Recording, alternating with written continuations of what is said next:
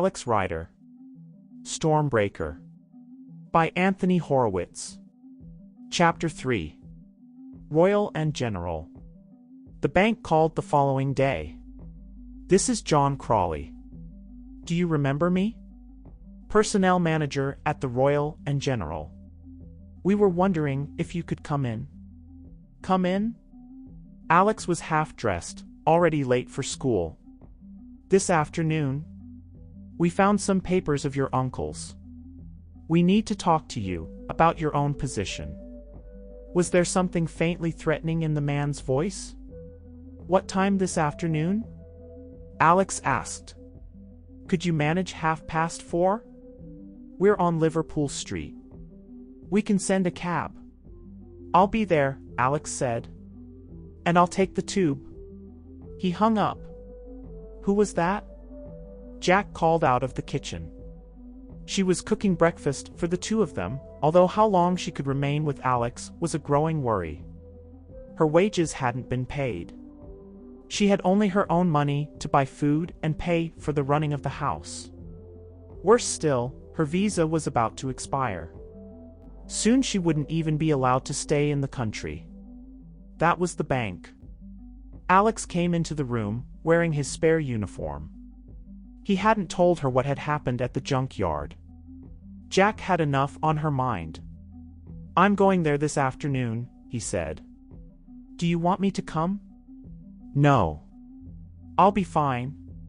He came out of Liverpool Street Tube Station just after 4:15 that afternoon, still wearing his school clothes, dark blue jacket, gray trousers, striped tie. He found the bank easily enough.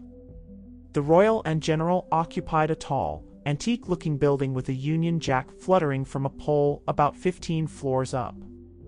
There was a brass plaque with the name next to the main door and a security camera swiveling slowly over the pavement. Alex stopped in front of it. For a moment he wondered if he was making a mistake, going in. If the bank had been responsible in some way for Ian Ryder's death, it was always possible they had asked him here to arrange his own. But why would anyone from the bank want to kill him? He didn't even have an account there. He went inside. And in an office on the 17th floor, the image on the television monitor flickered and changed as street camera 1 smoothly cut across to the reception cameras 2 and 3. Everything was dark and shadowy inside. A man sitting behind a desk saw Alex come in and pressed a button. Camera number 2 zoomed in until Alex's face filled the screen. So he came, the chairman of the bank muttered. That's the boy? The speaker was a middle-aged woman. She had a strange, potato-shaped head and her black hair looked as if it had been cut using a pair of blunt scissors and an upturned bowl. Her eyes were almost as black as her hair. She was dressed in a severe gray suit and was sucking a peppermint. Are you sure about this, Alan? She asked. Alan Blunt nodded. Oh yes. Quite sure. You know what to do? This last question was addressed to his driver, who was also in the room. The driver was standing uncomfortably, slightly hunched over. His face was a chalky white.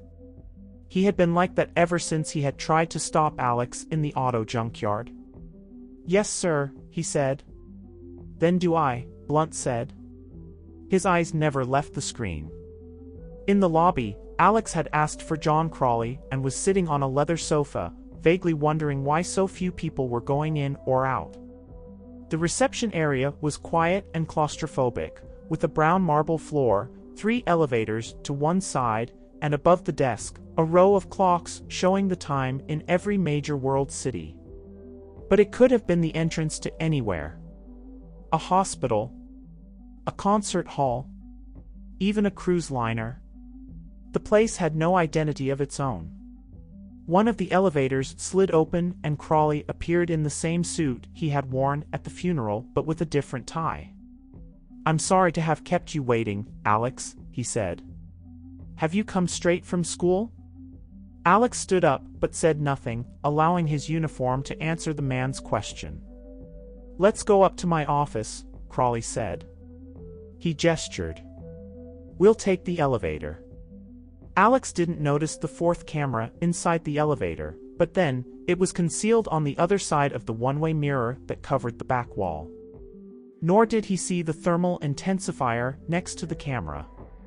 But this second machine both looked at him and through him as he stood there, turning him into a pulsating mass of different colors, none of which translated into the cold steel of a hidden gun or knife. In less than the time it took Alex to blink, the machine had passed its information down to a computer that had instantly evaluated and then sent its own signal back to the circuits that controlled the elevator. It's okay. He's unarmed. Continue to the 15th floor. Here we are. Crawley smiled and ushered Alex out into a long corridor, with an uncarpeted wooden floor and modern lighting. A series of doors were punctuated by brightly colored abstract paintings. My office is just along here. Crawley pointed the way. They had passed 3 doors when Alex stopped. Each door had a nameplate, and this one he knew. 1504, Ian Ryder. White letters on black plastic. Crawley nodded sadly. Yes. This was where your uncle worked. He'll be much missed. Can I go inside? Alex asked. Crawley seemed surprised. Why do you want to do that? I'd be interested to see where he worked. I'm sorry. Crawley sighed. The door will have been locked and I don't have the key. Another time perhaps. He gestured again. He used his hands like a magician, as if he were about to produce a fan of cards. I have the office next door. Just here. They went into 1505. It was a large, square room with 3 windows looking out over the station. There was a flutter of red and blue outside, and Alex remembered the flag he had seen. The flagpole was right next to the office. Inside there was a desk and chair, a couple of sofas, in the corner a fridge, on the wall a couple of prints. A boring executive's office. Perfect for a boring executive. Please, Alex. Sit down, Crawley said. He went over to the fridge. Can I get you a drink? Do you have Coke? Yes. Crawley opened a can and filled a glass, then handed it to Alex. Ice? No, thanks. Alex took a sip. It wasn't Coke. It wasn't even Pepsi. He recognized the oversweet, slightly cloying taste of supermarket cola and wished he'd asked for water.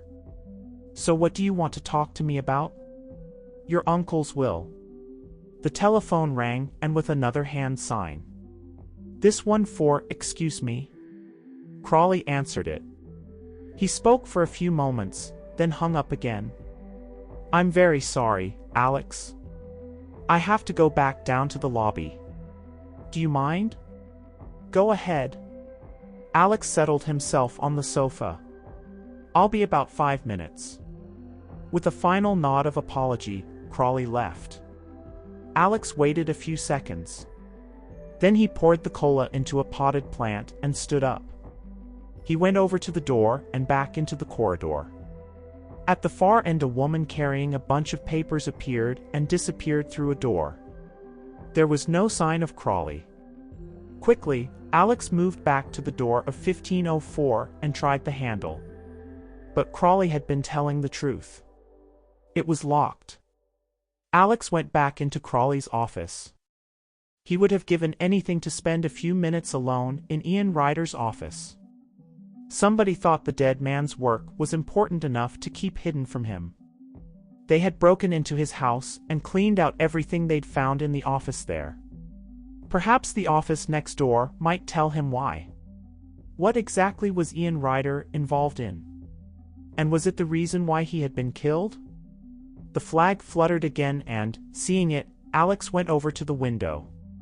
The pole jutted out of the building exactly halfway between rooms 1504 and 1505. If he could somehow reach it, he should be able to jump onto the ledge that ran along the side of the building outside room 1504. Of course, he was 15 floors up. If he jumped and missed, there would be a couple of 100 feet to fall. It was a stupid idea. It wasn't even worth thinking about. Alex opened the window and climbed out. It was better not to think about it at all. He would just do it. After all, if this was the ground floor, or a jungle gym in the schoolyard, it would be child's play. It was only the sheer brick wall stretching down to the pavement, the cars and buses moving like toys so far below, and the blast of the wind against his face that made it terrifying. Don't think about it. Do it. Alex lowered himself onto the ledge outside Crawley's office. His hands were behind him, clutching onto the windowsill. He took a deep breath. And jumped. A camera in the office across the road caught Alex as he launched himself into space. 2 floors above, Alan Blunt was still sitting in front of the screen. He chuckled. It was a humorless sound. "I told you," he said. "The boy's extraordinary." "The boy's quite mad," the woman retorted. "Well, maybe that's what we need. You're just going to sit here and watch him kill himself?" "I'm going to sit here and hope that he survives." Alex had miscalculated the jump. He had missed the flagpole by an inch and would have plunged down to the pavement if his hands hadn't caught hold of the Union Jack itself. He was hanging now with his feet in midair. Slowly, with huge effort, he pulled himself up, his fingers hooking into the material. Somehow he managed to climb back up onto the pole. He still didn't look down. He just hoped that no passers-by looked up. It was easier after that. He squatted on the pole, then threw himself sideways and across to the ledge outside Ian Ryder's office. He had to be careful. Too far to the left and he would crash into the side of the building, but too far the other way and he would fall. In fact, he landed perfectly, grabbing hold of the ledge with both hands and then pulling himself up until he was level with the window. It was only now that he wondered if the window would be locked. If so, he'd just have to go back. It wasn't.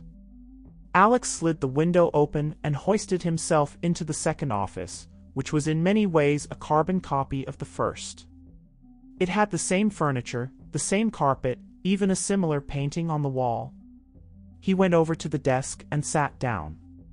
The first thing he saw was a photograph of himself, taken the summer before on the Caribbean island of Guadeloupe, where he had gone diving. There was a second picture tucked into the corner of the frame. Alex aged 5 or 6.